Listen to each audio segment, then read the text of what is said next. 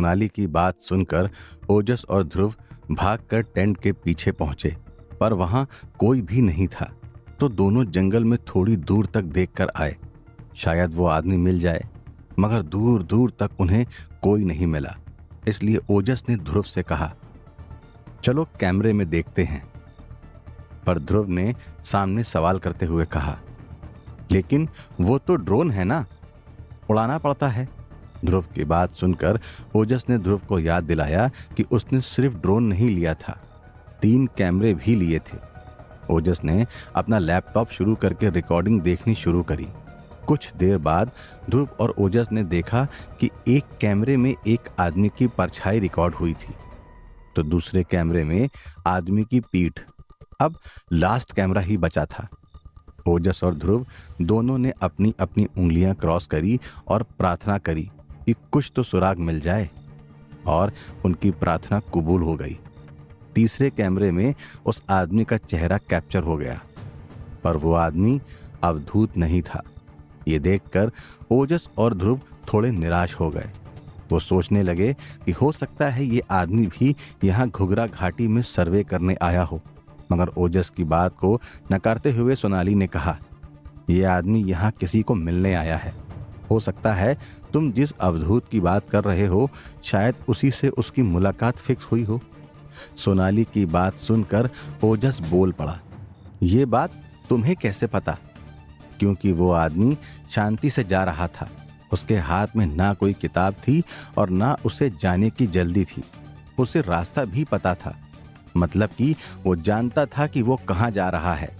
या हो सकता है कि जिसे तुम ढूंढ रहे हो उस अवधूत को लगा हो कि वो अकेला अपने प्लान को अंजाम नहीं दे पाएगा, इसलिए उसने इस बंदे को हेल्प के लिए बुलाया हो। सोनाली के ऐसे तर्क भरी बात सुनकर 2 पल के लिए तो ओजस और ध्रुव बहुत इम्प्रेस हो गए, लेकिन अब दिक्कत ये थी कि रात हो चुकी थी और सबको नींद आ रही थी। लेकिन टेंट में सिर्फ 2 लोगों के सोने की व्यवस्था थी। 2 बेड लगे हुए थे और अब टेंट में लोग थे 3, मतलब कि सोने में दिक्कत तो होने ही वाली थी। लेकिन सोनाली ने कह दिया, देखो मेरे लिए किसी को भी जमीन पर सोने की जरूरत नहीं है, हम दोनों बेड को एक कर लेते हैं, और जैसे पहले तकिया बीच में रखा था वैसे ही इस बार भी तकिया रख देते हैं। ओजस को सोनाली की कही बात सही लगी, मगर अचानक से उसका ध्यान गया पहले की तरह। मतलब? ओजस के सवाल ने सोनाली को चुप कर दिया। ध्रुव ने बात को बदलते हुए कहा, ओजस एक काम करते हैं, मैं टेंट में नीचे चादर लगाकर सो जाता हूँ, मुझे वैसे भी जमीन पर सोने की आदत है। सोनाली ने अपने कंधे उछाले और बेड पर चादर ओढ़कर सो गई। कुछ देर जमीन पर सोने के बाद ध्रुव को लगा कि उसके शरीर पर 2 सांप चल रहे हैं। ध्रुव ने कोई हल्ला नहीं मचाया और वो सांप के जाने का इंतजार करने लगा।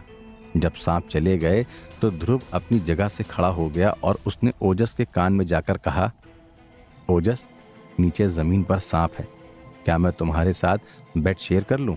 ध्रुव की बात सुनकर ओजस ने तुरंत ही ध्रुव के लिए बिस्तर पर जगह बना ली। लेकिन जैसे ही ओजस और ध्रुव ने सोने के लिए चादर ओढ़ी, सोनाली जग गई और चिल्ला उठी, तुम दोनों लड़के एक बेड पर क्या कर रहे हो? क्या तुम्हें लड़कियों में इंटरेस्ट नहीं है?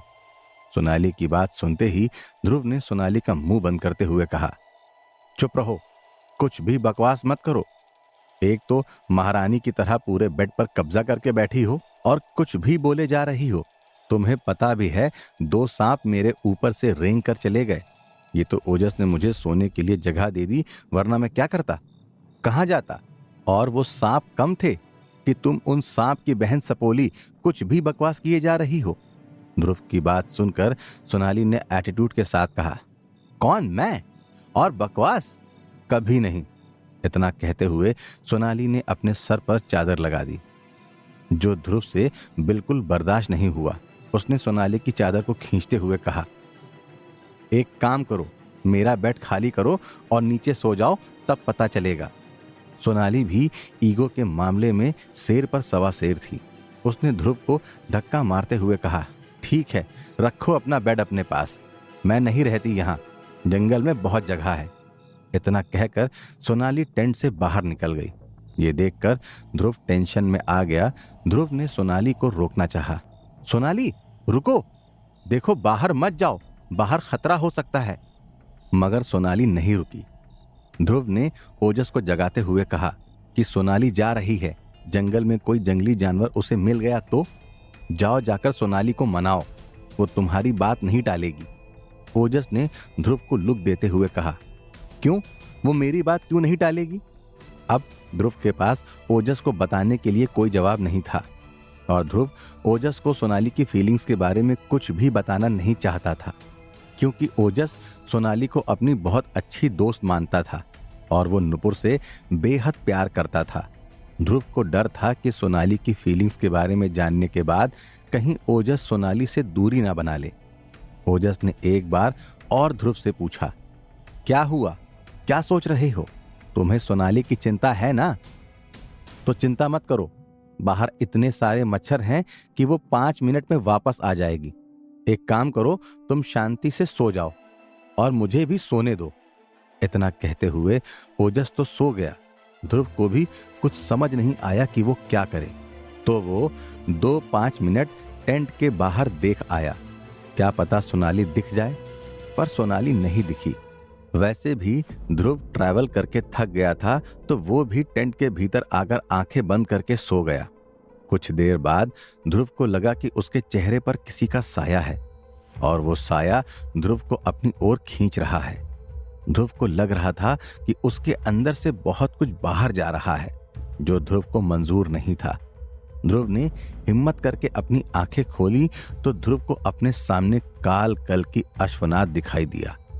काल कल की अश्वनाथ ने ध्रुव से कहा था ना, नजरें नीचे रखना, पर तुम नहीं माने, तो चलो अब मैं तुम्हें लेने आया हूं। तुम्हारी आत्मा आज से मेरी है। इतना कहते हुए अश्वनाथ ने एक गर्म सिल लिया और ध्रुव के सीने पर दे मारा। ध्रुव चिल्ला उठा, मगर अश्वनाथ ने ध्रुव के मुंह को अपने हाथ से दबा दिया और कहा, चिल्लाने से कोई फर्क नहीं पड़ने वाला। तुम मेरे साथ आ रहे हो। तुम्हारी आत्मा को लिए बगैर मैं आज यहां से जाने वाला नहीं हूं, इसलिए चुपचाप चलो। इतना कहते हुए अश्वनाथ ने ध्रुव के शरीर से ध्रुव की आत्मा निकाल दी और अश्वनाथ जाने लगा कि तभी ध्रुव की आत्मा ने ओजस को आवाज लगाई, ओजस, ओजस, मुझे बचा ले, ये अश्वनाथ मुझे लेकर जा रहा है। ध्रुव की आवाज सुनकर ओजस जाग गया और उसने अश्वनाथ का रास्ता रोकते हुए कहा, मैं तुम्हें ध्रुव की आत्मा को लेकर जाने नहीं दूंगा। इतना कहते हुए ओजस ने अब्र की कपूरिया भस्म को अश्वनाथ पर डाल दी। जैसे ही अब्र की कपूरिया भस्म अश्वनाथ के शरीर पर गिरी, अश्वनाथ का पूरा शरीर जलने लगा। अश्वनाथ जलकर भस्म हो गया और ध्रुव की आत्मा फिर से ध्रुव के शरीर में वापस आ गई। ध्रुव ने खुशी के मारे अपनी आंख खोली और ओजस को गले लगाते हुए कहा, थैंक यू सो मच ओजस। और इतना कहते हुए ध्रुव ने ओजस को किस कर दिया। लेकिन तभी किसी ने ध्रुव के गाल पर एक थप्पड़ मारते हुए कहा, ये क्या कर रहे हो ध्रुव? अपनी आंखें खोलो और अपने सपने से बाहर आ जाओ। ध्रुव ने देखा कि उसे जिसने बाहों में भरा हुआ था वो ओजस नहीं, सोनाली थी।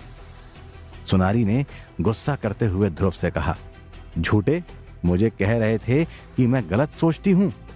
तुम्हारे और ओजस के बीच में कुछ नहीं है, तो मुझे बताओ, एक लड़के को दूसरा लड़का किस करे तो उसे क्या कहना चाहिए? तुमने तो अभी ओजस का नाम लेकर ये हरकत की। ध्रुव ने अपना सर पकड़ लिया और वो सोनाली को पूरी बात समझाने लगा, मगर सोनाली ने तो कह दिया, बूंद से बिगड़ी खोज से नहीं सुधरेगी।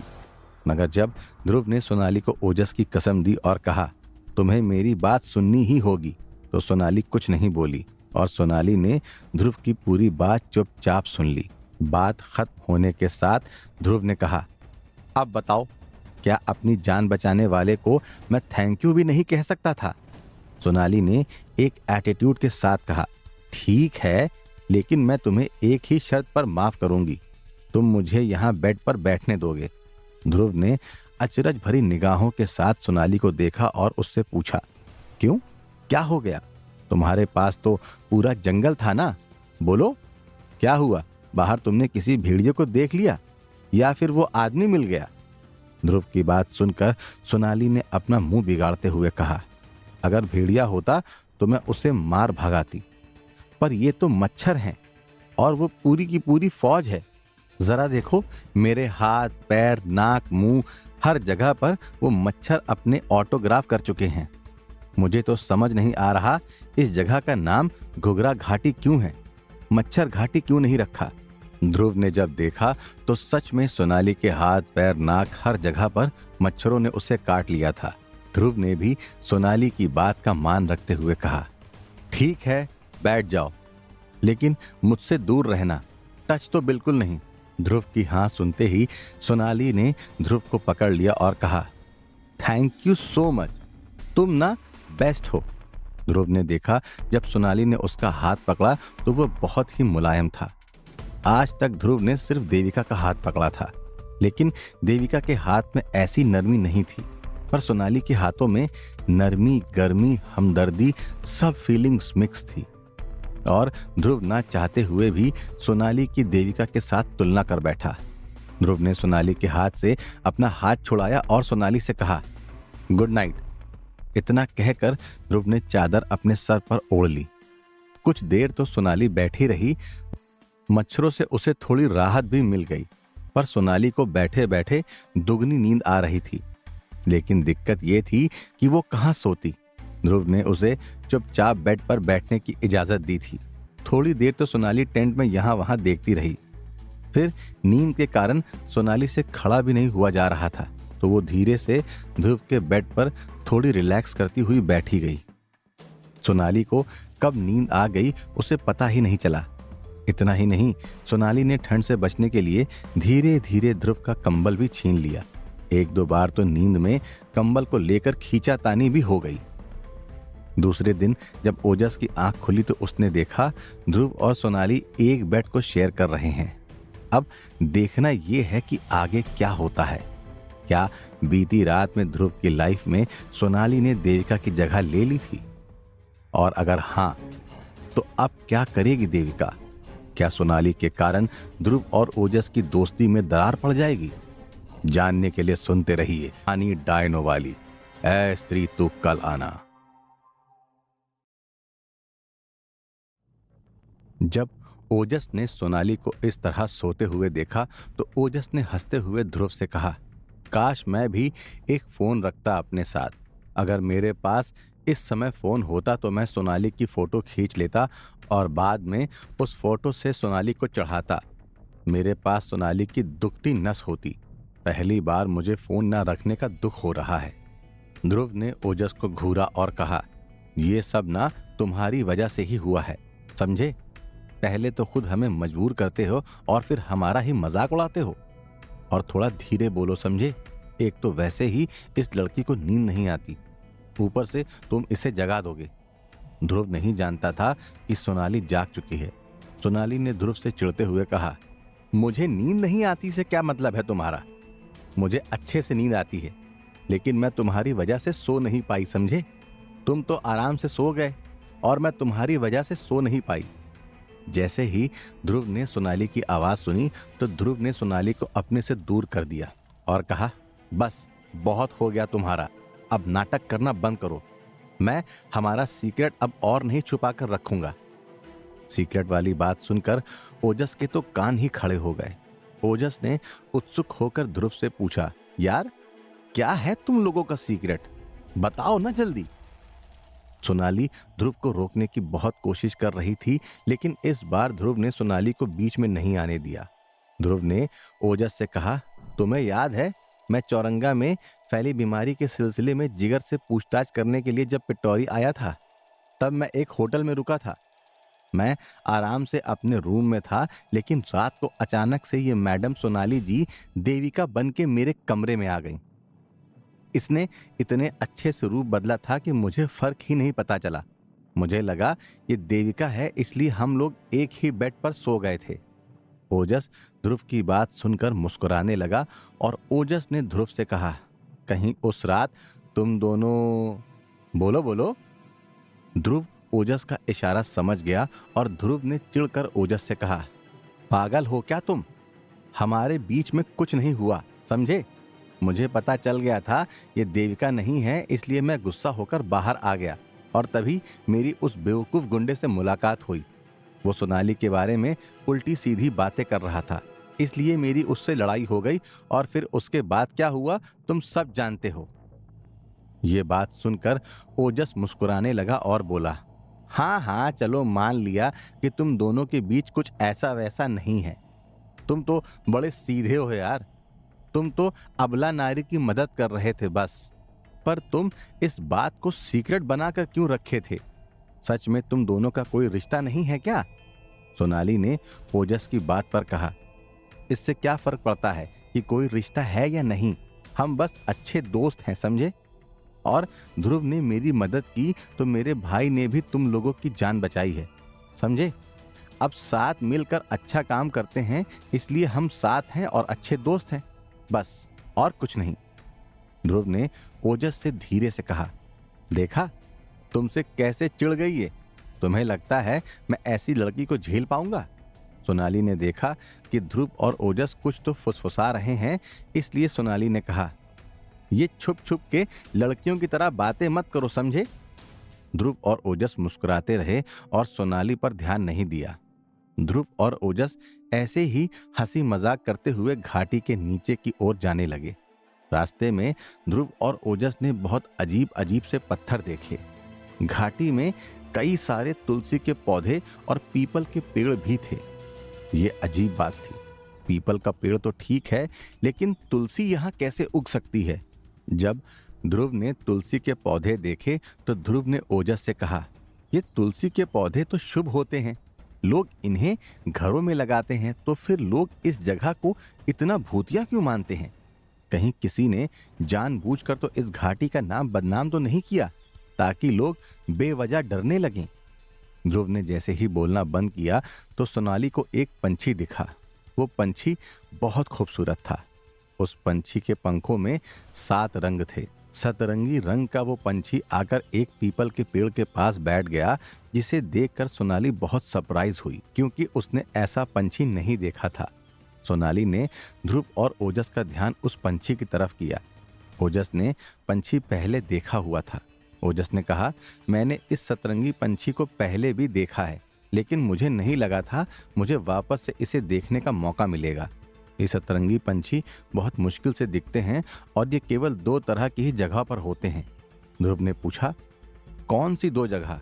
ओजस ने कहा, पहली जगह वो जहाँ बहुत अच्छी एनर्जी हो, जहाँ का वास्तु अच्छा हो, और दूसरी जगह वो जहाँ बहुत नेगेटिव एनर्जी हो और बुरी शक्तियों का वास हो। ध्रुव ने ओजस से पूछा, तो तुम्हें क्या लगता है अगर ये पंछी यहाँ है तो ये जगह कैसी होगी? ओजस ने कहा, ये तो मुझे नहीं पता। ध्रुव ने कहा, तुमने कुछ तो सोचा होगा ना इस बारे में? खैर कुछ भी हो, मुझे ऐसा लगता है कि घुघरा घाटी का नाम इसलिए बदनाम किया हुआ है ताकि लोग यहाँ ना आए। हम यहाँ की सभी चीजों का ख्याल रखेंगे, ठीक है? ओजस ने कहा, लेकिन ये बहुत अजीब बात है।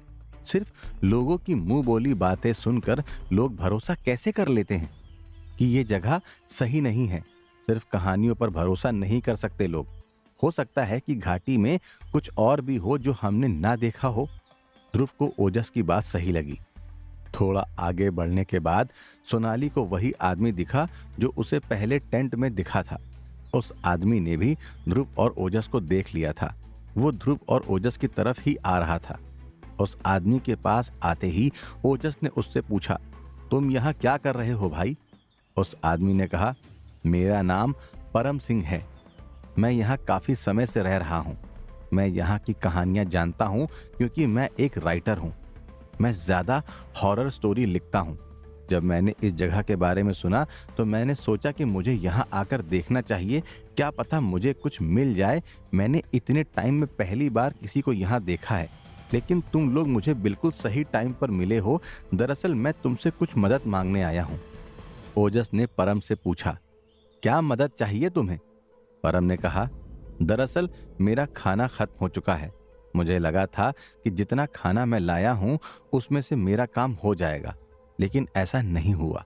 मैं तुमसे यही पूछना चाहता था कि क्या तुम मेरे साथ अपना खाना शेयर कर सकते हो?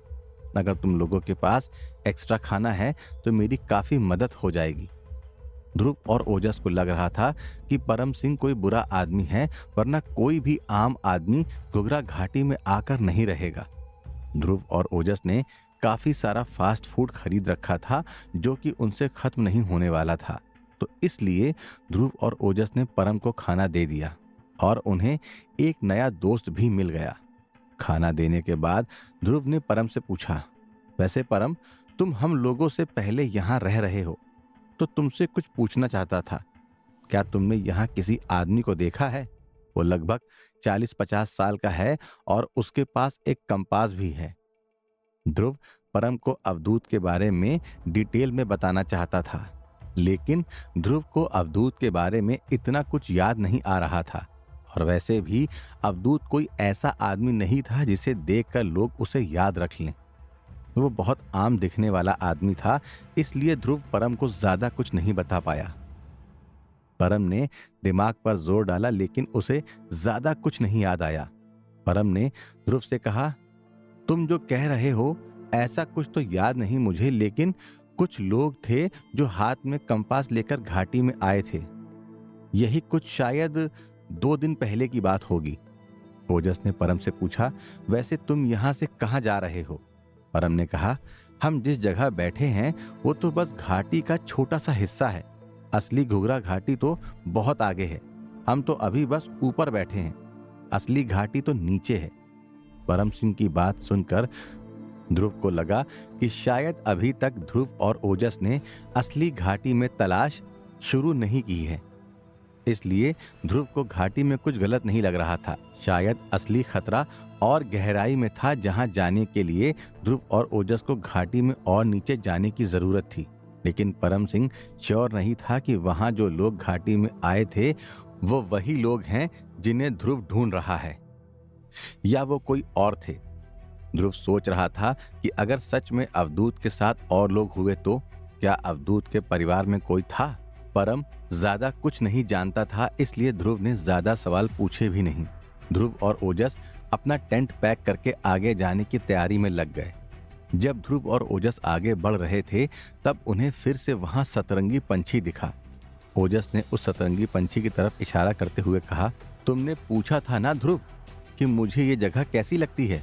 मैं अब उस सवाल का जवाब दे सकता हूँ। मुझे ये जगह खतरनाक लगती है, क्योंकि इन सतरंगी पंछियों को पीपल के पेड़ बहुत पसंद होते हैं, और पीपल के पेड़ के बारे में लोग क्या बोलते हैं ये तुम जानते ही हो। ओजस की बातें सुनकर ध्रुव थोड़ा सा घबरा गया था। ध्रुव सोच रहा था कि अगर ये जगह इतनी खतरनाक है तो यहाँ सुकून क्यों है? कोई भी इंसान यहाँ आकर ये नहीं सोचेगा कि ये जगह खतरनाक है। घाटी के अंदर जरूर कुछ न कुछ था, लेकिन ध्रुव का ध्यान अभी अवधूत को ढूंढने पर था। ध्रुव बस जल्दी से पता लगाना चाहता था कि चौरंगा में फैली बीमारी के पीछे अवधूत का हाथ है या नहीं।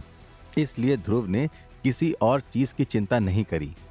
क्योंकि अंधेरा होने वाला था, इसलिए ध्रुव ने ओजस से कहा, तुमने कहा कि यह जगह खतरनाक है और इस समय अंधेरा भी हो चुका है। तुम्हें नहीं लगता हमें उजाले में आगे बढ़ना चाहिए? ओजस ने ध्रुव से कहा, इतने खतरों से लड़ने के बाद भी तुम ऐसी बातें कर रहे हो। तुम्हें क्या लगता है, मुझे किसी भूत से डर लगता है क्या?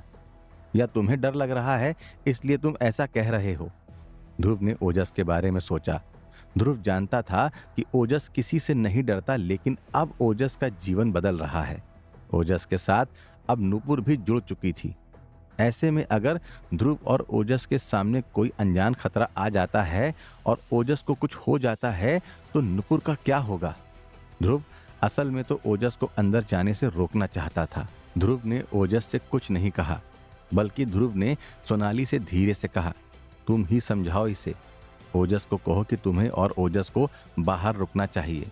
मैं अकेला अंदर जाता हूँ, वैसे भी परम मेरा रिश्तेदार है तो वो मुझे चोट नहीं पहुँचाएगा। सोनाली ध्रुव की बात से सहमत नहीं थी।